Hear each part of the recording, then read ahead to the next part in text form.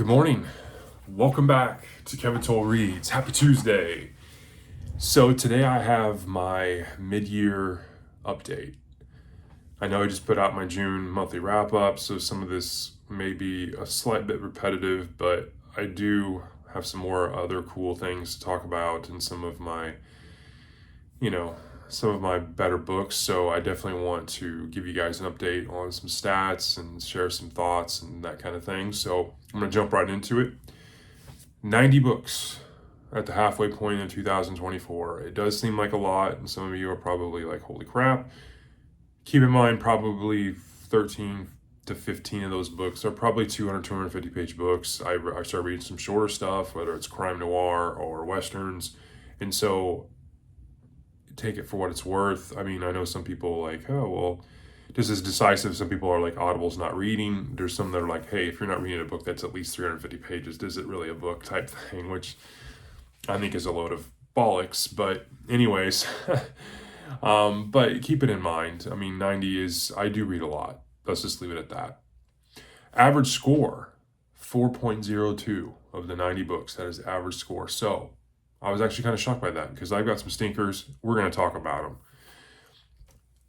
The most books I've read by an author, 63% of my 90 books I read are comprised of 4 different authors. I read 22 Lawrence Block books, which is not surprising. I'm making my way through the Matthew Scudder series. 13 books by John Sanford, making my way through Lucas Davenport series, plus I read the Little Kid in Llewellyn series again. Not surprised. Jim Butcher, 13 books in the Dresden Files. I reread the Dresden Files. Highly recommend that. If you like fantasy, especially urban fantasy, Dresden Files, Harry Dresden, top notch. 9 books by Stephen King. Not surprised there. Again, one of my long-term goals was to read all of the Stephen King books. I did so. So that doesn't surprise me. So 63% of my 90 books read at the halfway point in the year come from those 4 authors. So let's talk top books. Top books, and I don't have these in any particular order, but these books are 4.7s, 4.8s, 4.9s. I still have yet to get a 5.0 book, but these are the top. I have 10 of them. Full Dark, No Stars, Stephen King. Book of novellas, unbelievable. I highly recommend this book. You knew this was going to be on here. Jurassic Park, Michael Crichton. Special Place in My Heart. Still one of my top all-time books. I reread it again. Awesome. The Paper Menagerie, Ken Liu. New author that I've read this year. Collection of short stories. Unbelievable. You definitely need to read this. Another Ken Liu. The Hidden Girl and Other Stories. Another short story collection. Fantastic.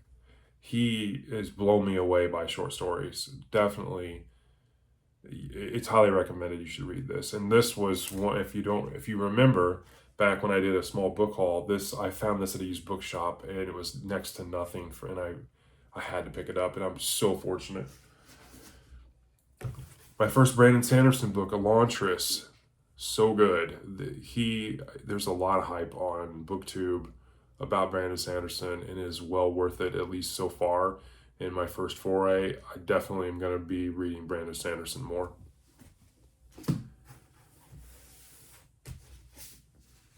Tommyknockers by Stephen King. I was shocked how much I like this book. This book is very decisive. Stephen King says it's a good 300 to 400 page book, but it has 300 pages of crap in it. I disagree. I understand where people are coming from that don't like this book, but I love this book. If you have not checked out my book review on this book, I highly suggest you do, because in my opinion, it is my best book review on the channel, bar none. It's because I was so shocked I liked the book, but I think there's a lot to unpack here. It's a big book. You should check it out. It is one of my better book reviews. Ocean Prey, John Sanford, 31 books deep into this Lucas Davenport series, and we got this total banger of a book. It is fantastic. Highly recommend. Cain and Abel my first foray into kind of historical fiction outside of like Ken Follett. This was the first book in the Cain and Abel trilogy. I was blown away by how good this book is. Really, really good. Harry Potter and the Prisoner of Azkaban, book 3 in the Harry Potter series, 4.9 book. Unbelievable. I wish I would have started Harry Potter a long time ago. In the last book, Harry Potter and the Sorcerer's Stone, book 1, we meet Harry, this crazy Dursley family. It's fantastic. Highly recommend you try out Harry Potter.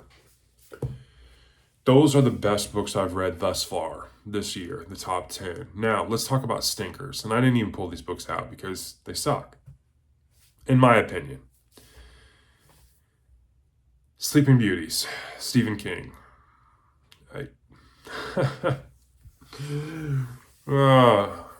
Again, I would have DNF'd the book if it wasn't trying to make my way through all and read all of the books in his catalog. There are some people that like it, and I understand that, and I respect your opinion, but it was just not a good book. Neuromancer by William Gibson. This is like, William Gibson's supposed to be like kind of like the godfather of cyberpunk and kind of the sci-fi genre. Neuromancer was just a hodgepodge. I did not connect with that book at all. And then lastly, Lawrence Block, The Girl with the Deep Blue Eyes. Oh, you should check out that video too. I mean, The Girl with the Deep Blue Eyes, and I was getting really red in the face because this book is just, the content was very X-rated. Let's just leave it at that. And so it really turned me off on the book. Like, I don't mind that kind of stuff. I mean, I don't prefer it, but wow. So some kind of cool trends and items I wanted to share. You know, like I've branched out, you know, this year, new genres, reading Westerns, reading more crime noir. I read my first graphic novel with Road to Perdition. I'm enjoying historical fiction when I read like the Jeffrey Archer. I started some new series, you know, the Cork O'Connor series, the William Warwick series, Harry Potter. I started Cotton Malone. I started an Evan Tanner. So, and there's probably a dozen series that I haven't even started that you all have recommended that I put on the list. So there's way more than I could ever read, but that's a good problem to have. Some new authors, Lou L'Amour, blown away by him so far. So really enjoying him. Obviously Lawrence Block. Lawrence Block was an author I knew I kind of was going to relate to, but I obviously, as you can tell, 22 of the 90 books I read of Lawrence Block, so definitely enjoying him.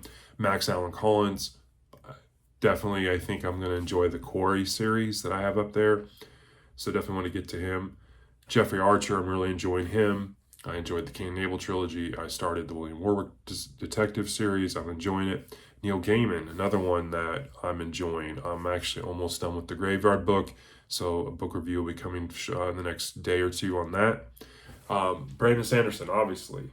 Elantris was a complete awesomeness, and so I'm really enjoying him, and I think I'm going to continue to enjoy him. William Kent Kruger, the Iron Lake, Cork O'Connor series, that book was fantastic as a start in the series.